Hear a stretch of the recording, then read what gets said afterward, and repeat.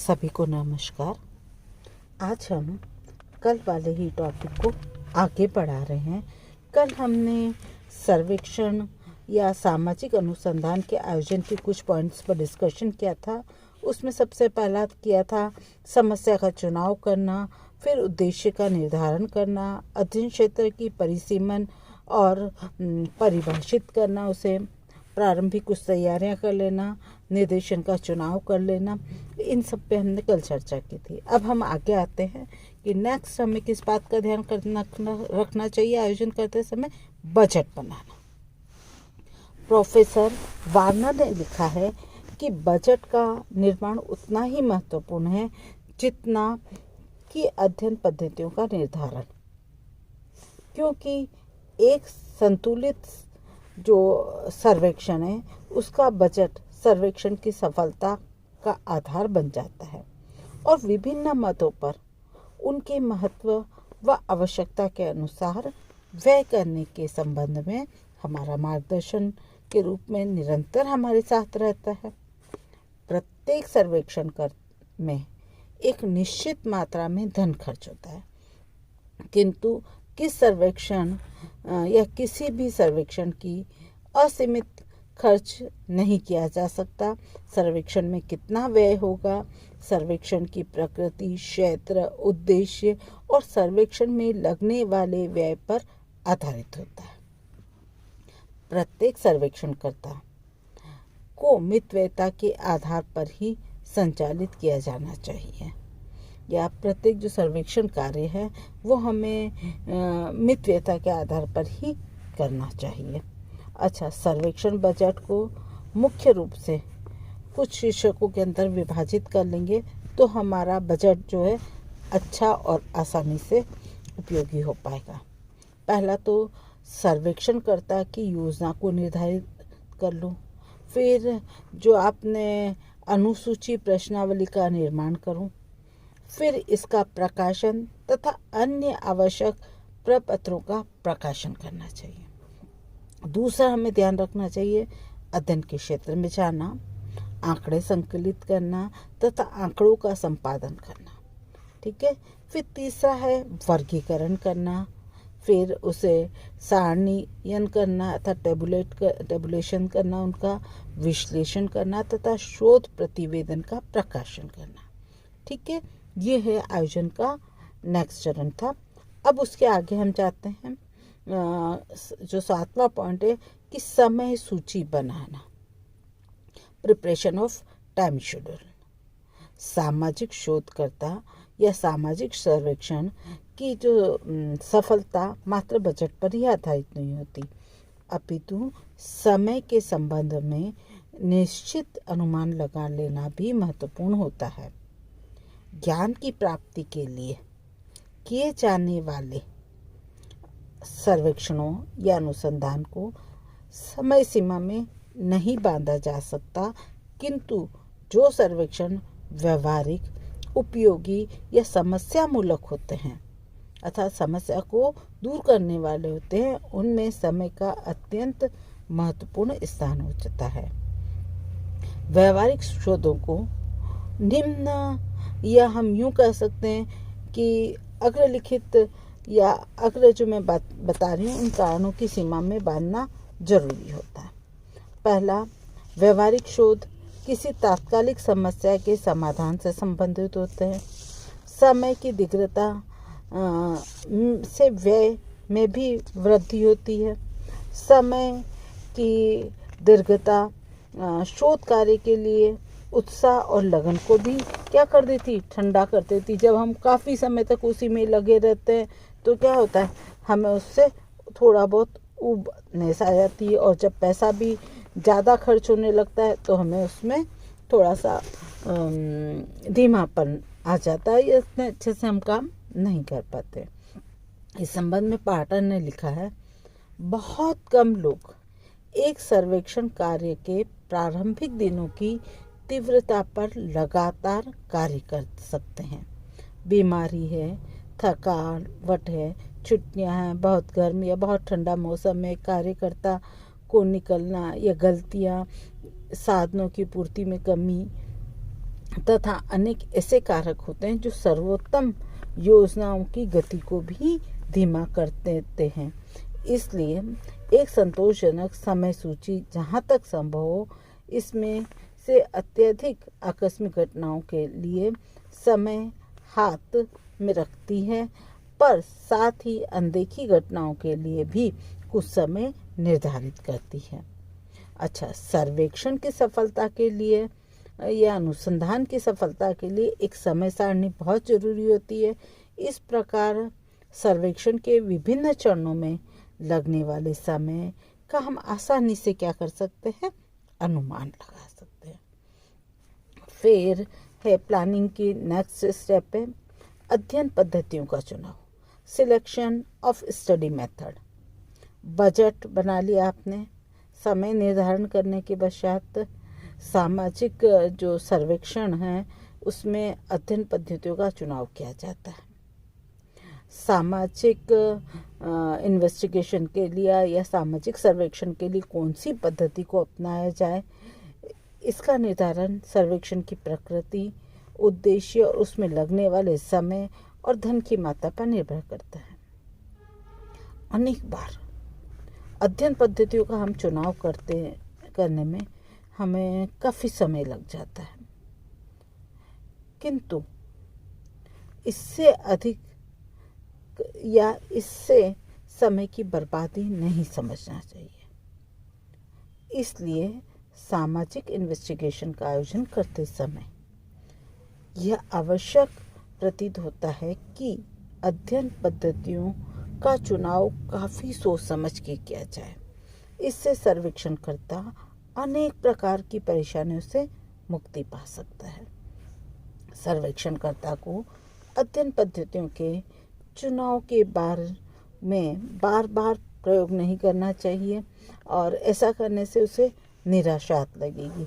मतलब ये कि सर्वेक्षण करता है, यह जो इन्वेस्टिगेटर है वो अध्ययन पद्धतियों के चुनाव में बार बार प्रयोग नहीं करे कि ये लूँ या ये लूँ, तो ऐसा करने से क्या होगा, उसमें निराशा हाथ लगेगी या उसमें एक तीव्रता नहीं आ पाएगी।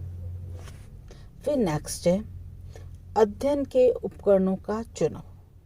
सामाजिक सर्वेक्षण में अध्ययन पद्धतियों का चुनाव करने के उपरांत इस कार्य के लिए प्रयुक्त उपकरणों का भी चुनाव करना आवश्यक हो जाता है। इन उपकरणों का चुनाव या इन उपकरणों में प्रश्नावली, अनुसूची तथा साक्षात्कार निर्देशक प्रमुख होते हैं। उपकरणों के निर्माण के अभाव में सर्वेक्षणकर्ता को संपादित करना अत्यंत कठिन कार्य है। अध्ययन के लिए प्रयुक्त किए जाने वाले इन उपकरणों के चुनाव में किसी भी प्रकार की लापरवाही नहीं करना चाहिए। यदि सर्वेक्षणकर्ता ये चाहता है कि उसके द्वारा की जा रही शोध सही हो, संतुलित हो, वैज्ञानिक हो, तो इसके लिए सफलतापूर्वक उपकरणों का निर्माण करना आवश्यक हो जाता है। फिर नेक्स्ट पॉइंट है शोधकर्ता का चुनाव और परीक्षण। ठीक है, selection of training of investigators. अपवाद को छोड़ दो, सर्वेक्षण कार्य में एक से अधिक कार्यकर्ताओं की आवश्यकता होती है। यही कारण है कि सर्वेक्षण कार्यक्रम के नियोजन में कार्यकर्ताओं की बहुत महत्वपूर्ण भूमिका है।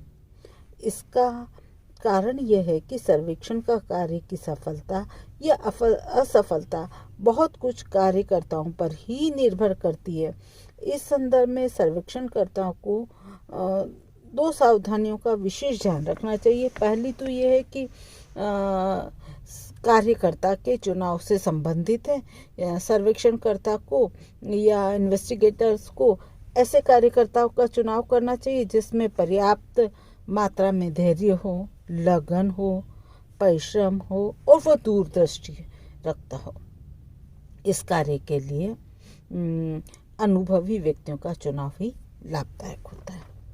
दूसरी सावधानी ये रखनी चाहिए कि इन कार्यकर्ताओं के परीक्षण से संबंधित होती है और सर्वेक्षण का कार्य से संबंधित समस्त विषयों पर कार्यकर्ताओं को परीक्षण प्राप्त करना चाहिए, जो कि कार्यकर्ता पर्याप्त मात्रा में प्रशिक्षित होंगे, वे सर्वेक्षण में अधिक से अधिक यथार्थता लाने का प्रयत्न करेंगे।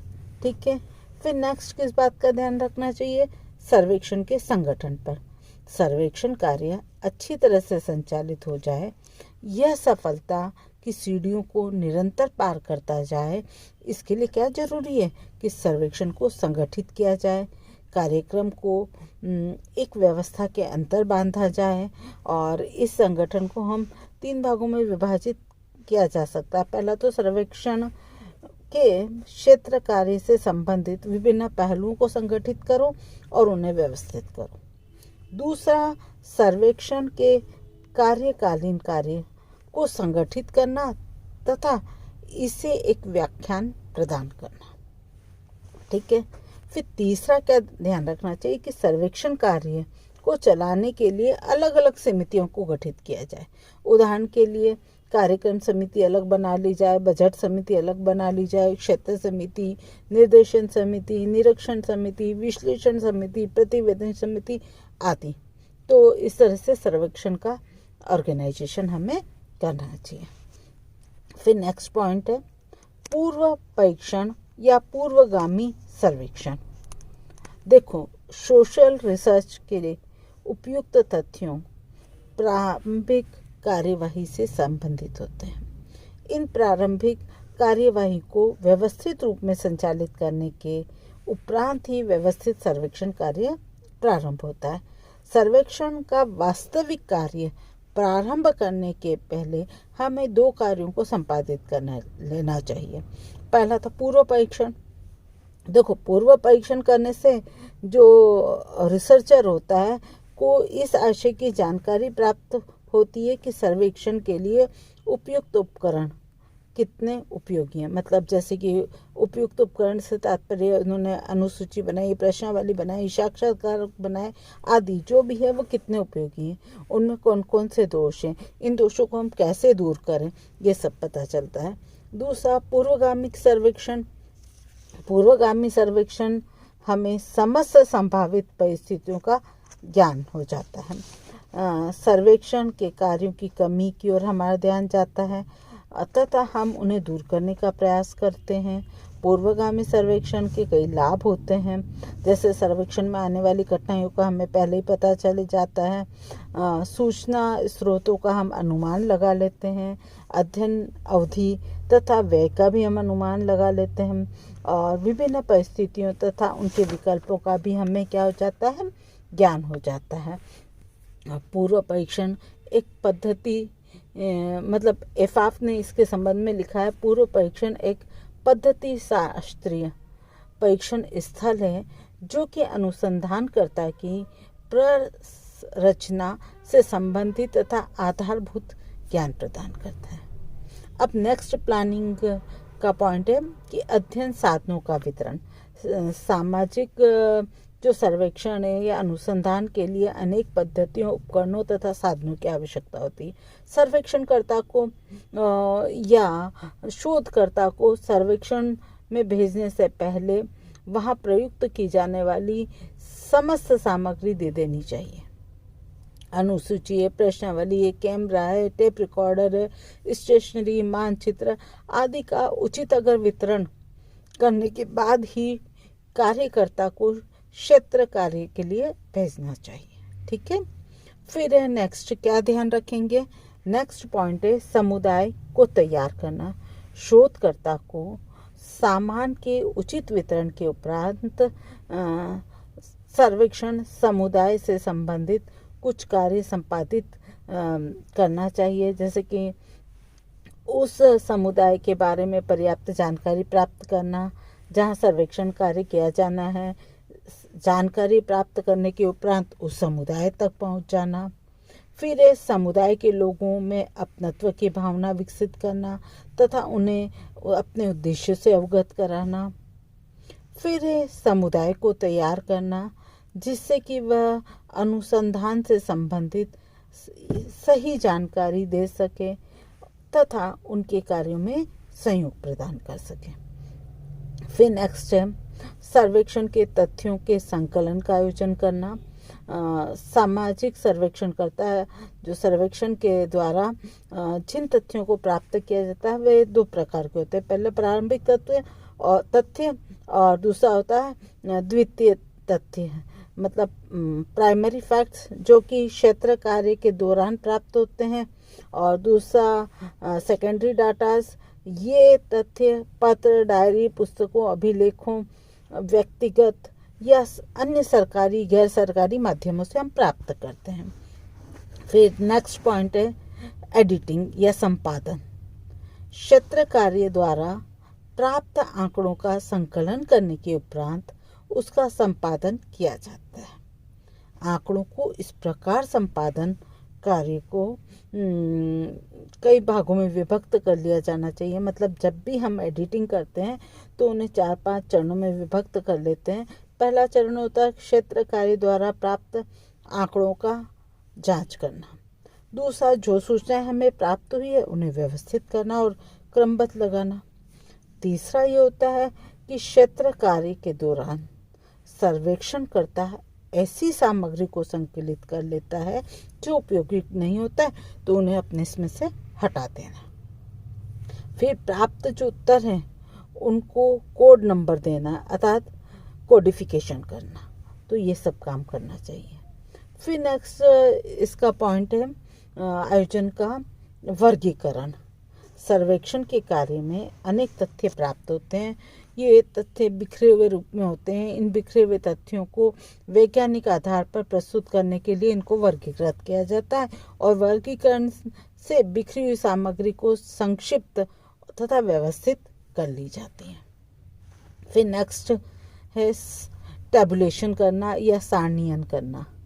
वर्गीकृत किए गए जो फैक्ट्स हैं को अधिक सरल तथा बोधगम्य बनाने के लिए उसे छोटी छोटी तालिकाओं में या टेबल्स में विभाजित कर दिया जाता है। इस प्रक्रिया को हम टैबुलेशन का नाम देते हैं।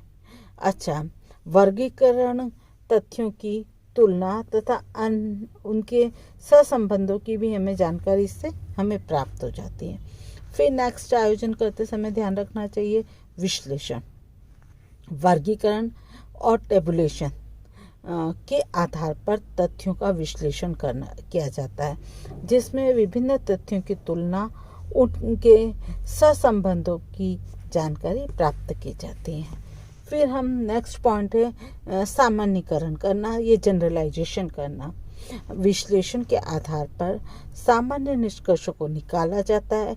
इससे समस्या के परिणामों की जानकारी मिलती है।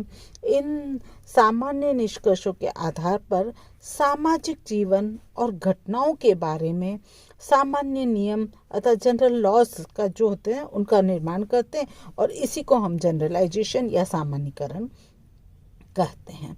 फिर नेक्स्ट और अंतिम पॉइंट है रिपोर्ट का निर्माण करना और प्रकाशन करना। सर्वेक्षण के सामान्य निष्कर्षों के आधार पर रिसर्च रिपोर्ट तैयार की जाती है। यह रिपोर्ट सर्वेक्षण या इन्वेस्टिगेशन आयोजन का अंतिम चरण है। प्रत्येक सर्वेक्षण में प्राप्त सूचनाएं तथा उनके विश्लेषण पर आधारित निष्कर्षों को एक रिपोर्ट के रूप में क्या करते हैं, प्रकाशित किया जाता है तथा संबंधित व्यक्तियों को उससे संबंधित जानकारी प्राप्त हो सके। रिपोर्ट का निर्माण तथा प्रकाशन यद्यपि सर्वेक्षण का कार्य पूरा हो जाने के बाद किया जा सकता है या बाद भी हो सकता है, तो भी उसके आधार पर स्वरूप, अंतर्वस्तु आदि की योजना हमें पहले ही बना लेनी चाहिए, जिससे हमारा सर्वेक्षण अच्छा हो सके। तो ये आपको समझ में आया कि हम जब भी रिसर्च करते हैं तो उसकी प्लानिंग क्या है और प्लानिंग हम किस प्रकार करेंगे। तो इन सब पॉइंटों का हम ध्यान रखेंगे कि समस्या का सबसे पहले चुनाव करना, फिर उद्देश्य का निर्धारण करना, फिर अध्ययन क्षेत्र की परिभाषा करना या परिसीमन करना, प्रारंभिक तथ्यों की तैयारी करना, निर्देशन का चुनाव करना, बजट बनाना, समय सूची बनाना, साथ ही में हमें अध्ययन पद्धतियों का चुनाव करना, अध्ययन के उपकरणों का चुनाव करना, शोधकर्ताओं का चुनाव करना और उन्हें परीक्षण देना, सर्वेक्षण का संगठन करना, पूर्व परीक्षण और पूर्वगामी सर्वेक्षण कर लेना। इसमें इसके साथ ही हमें अध्ययन साधनों का वितरण किस ढंग से हम करेंगे इसका पहले ही प्लानिंग कर लेनी चाहिए। समुदाय को तैयार करना, फिर सर्वेक्षण के तथ्यों का संकलन एवं आयोजन करना, फिर उनका वर्गीकरण कर देना, फिर टेबुलेशंस करना, फिर एनालिसिस करना, फिर जनरलाइजेशन करना और अंत में preparation and publication of report. तो इन सब चीज़ों को करने से क्या होता है, हमारा जो सर्वेक्षण कार्य है बहुत आसान होता है। और इसी के आधार पर आप 2-3 क्वेश्चंस देख सकते हैं। इसमें है सामाजिक सर्वेक्षण के आयोजन से आप क्या समझते हैं, इसके मार्ग में आने वाली समस्याओं का उल्लेख कीजिए। सामाजिक सर्वेक्षण के आयोजन के विभिन्न चरणों को समझाइए। सामाजिक सर्वेक्षण के आयोजन की विवेचना करिए। इसके संबंध में शॉर्ट क्वेश्चन भी आते हैं। देखो बच्चों, जो कि मैंने आपको जो समझाया उसमें ये सारे क्वेश्चंस आ जाएंगे, उसके आंसर भी मिल जाएंगे। सामाजिक सर्वेक्षण के अध्ययन क्षेत्रों को परिभाषित करना क्यों आवश्यक है, सामाजिक सर्वेक्षण या के में संपादन कार्य के दौरान क्या क्या कार्य करना पड़ते हैं, और सामाजिक सर्वेक्षण का आयोजन हम किस प्रकार से करते हैं। ठीक है, तो इन सब क्वेश्चन को आप जो मैंने समझाया उसके आधार पर आप तैयार करिए और आंसर लिखिए। ठीक है, धन्यवाद।